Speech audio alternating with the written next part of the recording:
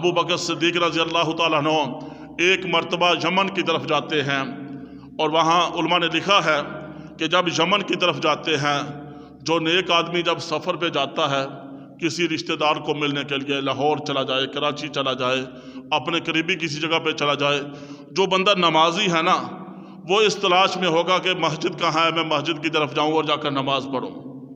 جو بندہ مسجد کا عادی ہوتا ہے، نیک لوگوں کی صحبت کا عادی ہوتا ہے، وہ نیک بندے کو تلاش کرے گا۔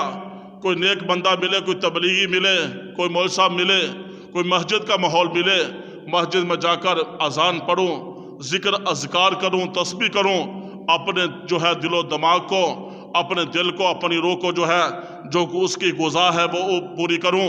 اس انداز میں اس کی کیفیت یہ ہوتی ہے۔ ابو بکر صدیق رضی اللہ تعالیٰ عنہ جو جب یمن کے اندر جاتے ہیں ان کی خواہش تھی کہ کوئی بزرگ ملے، ان سے میری ملاقات ہو جائے۔ کسی نے بتایا ایک بزرگ یہاں رہتا ہے جو تورات، زبور، انجیل، آسمانی صحائف کا عالم ہے، اور اس کی عمر 390 سال ہے۔ 390 سال کا بوڑھا جس کا نام شیخ ازد یمنی ہے۔ شیخ ازد یمنی کے پاس ابو بکر صدیق رضی اللہ تعالیٰ عنہ جاتے ہیں کہ نیک بندہ ہے، اس سے کوئی نیکی کی باتیں ہوں گی، اس کی زیارت ہو جائے گی۔ تو ابو بکر صدیق جب اس کے پاس جاتے ہیں، وہ پوچھتا ہے کہ آپ کون ہیں؟ بتایا میں ابو بکر ہوں، میرے باپ کا نام عثمان بن عامر ابو قحافہ ہے، فلاں قبیلے کا ہوں، اور میری ماں کا نام ام الخیر سلمہ بنت صخر ہے۔ اپنا جب سارا ابو بکر نے تعارف کیا، اس نے سوال کیے، اس کے سوالوں کے جواب میں ابو بکر نے جب سارا اپنا تعارف کروایا، اس کے بعد اس کی یہ آنکھ کے اوپر جو یہ بال تھے یہ اس کی آنکھوں کے اوپر چڑھے ہوئے تھے۔ اس نے اپنے ہاتھ کی انگلیوں سے اپنی آنکھ کو کھولا، کھولنے کے بعد ابو بکر کے چہرے کو دیکھا۔ ابو بکر کے چہرے کو دیکھنے کے بعد وہ بڑا خوش ہوا۔ اس نے کہا ابو بکر تجھے مبارک ہو، ابو بکر تجھے مبارک ہو۔ کہا کس چیز کی مبارک؟ کہا ابو بکر تجھے مبارک ہو وہ پیغمبر آخر الزمان جس کا تذکرہ میرے تورات، زبور، انجیل، آسمانی صحائف کے اندر پڑا ہے۔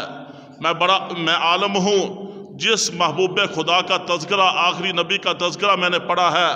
وہ آئے گا، جب وہ آئے گا تو اس کا یار ہوگا، تو اس کا پہلا یار ہوگا، تو اس کے ہاتھ پر سب سے پہلے اسلام قبول کرے گا، اور آسمانی کتابوں کے اندر بھی اس کا تذکرہ ہے۔ اس پر ابو بکر صدیق رضی اللہ تعالیٰ عنہ پوچھتے ہیں تجھے کیسے پتا چلا، ہماری کیسے ملاقات ہو گئی؟ اس نے کہا جب سے میں نے آسمانی الہامی کتابوں کے اندر یہ پڑھا، میں نے اللہ کے حضور دعا کی، اللہ میری لمبی عمر مجھے عطا کر۔ آج میں بہت لمبی عمر پا چکا ہوں، 390 سال میری عمر ہے، اور میں نے اللہ سے دعا کی تھی اللہ میری دعا کو قبول کر لے، وہ آخر الزمان نبی آئے، اس کی مجھے زیارت کروا دے۔ اگر اللہ اس کی زیارت نہیں ہو سکتی، کم از کم اس کے یار ابو بکر کی تو مجھے زیارت کروا دے۔ اے ابو بکر، آج اللہ نے میری دعا کو قبول کر لیا ہے، محمد الرسول اللہ کی مجھے زیارت نہیں ہوئی تو کم از کم اس کے پہلے یار ابو بکر کی زیارت تو ہوئی ہے۔ وہ ابو بکر کے ہاتھ کو چومتا ہے، ہاتھ کو بوسہ دیتا ہے، اور کہتا ہے ابو بکر تو بڑی عظمت والا ہے، تو بڑی شانوں والا ہے، تو بڑے نصیبوں والا ہے کہ وہ آخر الزمان پیغمبر آئے گا جس کا تذکرہ ساری کائنات کے اندر ہوگا، جو ساری کائنات کا سردار بن کر آئے گا، جو آخر الزمان نبی بن کر آئے گا، جو خاتم النبیین بن کر آئے گا، جو امام الانبیاء بن کر آئے گا، جو محبوب خدا، حبیب خدا بن کر آئے گا۔ اے ابو بکر تو اس کا پہلا یار بنے گا۔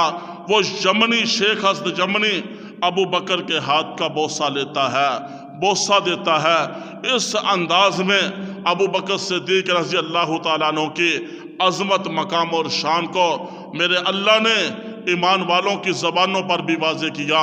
تورات، زبور، انجیل کے اندر بھی محبوب کے یاروں کا تذکرہ کیا، قرآن کے اندر بھی میرے اللہ نے محبوب کے یاروں کا تذکرہ کیا۔ کبھی قرآن ان صحابہ کی جماعت کو کامیاب کہتا ہے، کبھی قرآن کامران کہتا ہے، کبھی قرآن صحابہ کو ذی شان کہتا ہے، کبھی قرآن صحابہ کو فلاح پانے والے کہتا ہے، کبھی جو ہے قرآن صحابہ کی جماعت کو جو ہے ہدایت پانے والے کہتا ہے، کبھی قرآن صحابہ کو جنتی کہتا ہے، کبھی قرآن صحابہ کو کامیاب کہتا ہے۔ جن صحابہ کی تعریف میرا قرآن کرے، جن صحابہ کی تعریف جو ہے آسمانی کتابیں تو تورات زبور انجیل کریں، آسمانی صحائف کریں، تو امت محمدیہ کے مسلمان ایمان والے ان کی زبانوں پر ان صحابہ کا پھر تذکرہ کیوں نہ ہو، جن کو اتنی عظمت مقام اور شانیں ملی کہ اللہ کے محبوب صلی اللہ علیہ وآلہ وسلم نے صحابہ کے متعلق فرما دیا، اصحابی کالنجوم فبأیہم اقتدیتم اہتدیتم، میرے سارے کے سارے صحابہ ستاروں کی مانند ہے، تم جس کی بھی پیروی کرو گے ہدایت پا جاؤ گے، تم جس کی بھی پیروی کرو گے ہدایت پا جاؤ گے۔ میں نے عرض کیا ابو بکر صدیق رضی اللہ تعالیٰ عنہ ہر کام میں پہلے نمبر پر ہے۔ اللہ کے محبوب نے نبوت کا اعلان کیا، ابو بکر نے سب سے پہلے اسلام قبول کیا۔ اللہ کے محبوب معراج پر گئے، ابو بکر نے سب سے پہلے واقعہ معراج کی تصدیق کی۔ اللہ کے محبوب ہجرت کے لیے نکلے، ابو بکر نے جو ہے محبوب کا ساتھ دیا۔ اللہ کے محبوب غار ثور میں پہنچے، ابو بکر بھی ساتھ پہنچے۔ ابو بکر وہ ہے جو محبوب کا بچپن کا دوست ہے، جو لڑکپن کا دوست ہے، جو جوانی کا دوست ہے، جو بڑھاپے کا دوست ہے، جو غار کا دوست ہے، جو مزار کا دوست ہے۔ کل قیامت والے دن ابو بکر سب سے پہلے حساب دینے میں بھی پہلے نمبر پر ہوں گے، اور ابو بکر سب سے پہلے جنت کی طرف جائیں گے۔ ابو بکر جب جنت کی طرف جائیں گے، جنت کے 8 دروازے ابو بکر کو پکاریں گے، ابو بکر میرے سے داخل ہو جا، میرے سے داخل ہو جا۔ اللہ